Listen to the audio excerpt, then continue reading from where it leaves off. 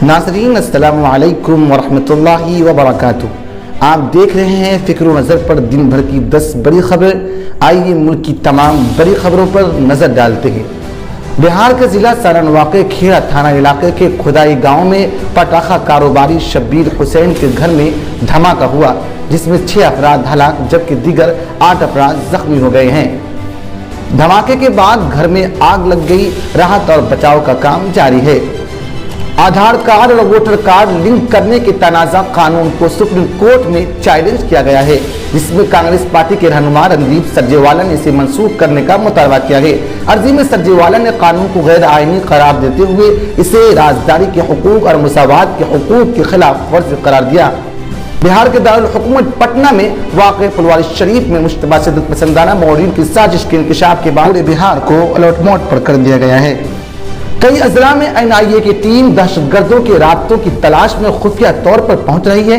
जम्मू कश्मीर से आए NIA की टीम DSP RK पांडे की क़यादत में दहशतगर्दों से मुताल्लिक के सिलसिले में जिला में जांच जारी है।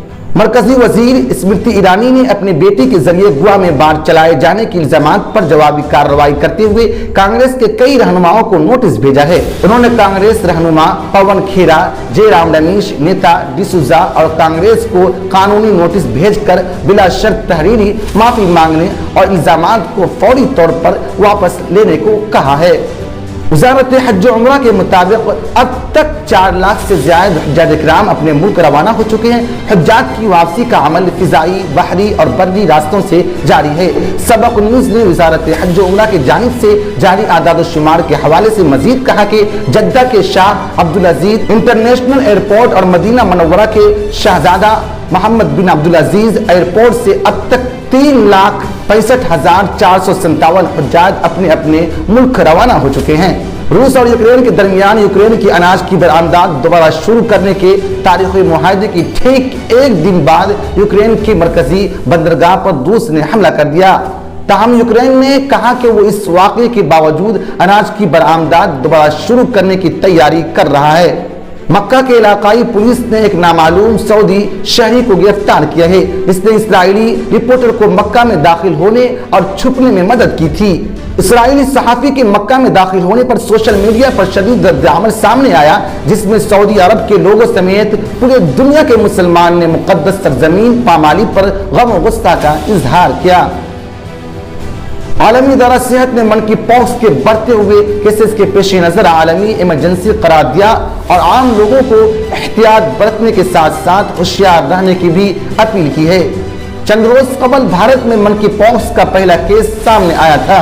अमेरिका के यूजिन में जारी 18वें आलमी एथलेटिक्स चैंपियनशिप के जीवन थ्रो के फाइनल में नीरज चोपड़ा ने भारत को चांदी का तमगा दिलाया। उसके जीत पर हरियाणा के पानीपत में जश्न का माहौल है। उन्होंने आलमी एथलेटिक्स चैंपियनशिप में चांदी का तमगा जीतने वाले पहले भारतीय मर्द खिलाड़ी बनकर तारीख रकम कर दी है।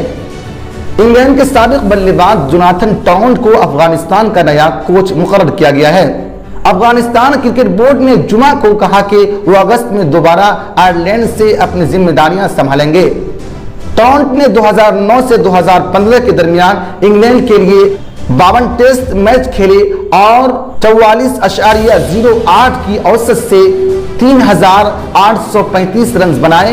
उन्होंने अपने टेस्ट करियर में 226 रन की बेहतरीन स्कोर के साथ 9 सेंचुरियां और 19 सेंचुरियां स्कोर की। नाजरीन, खबरनामा में इतना ही।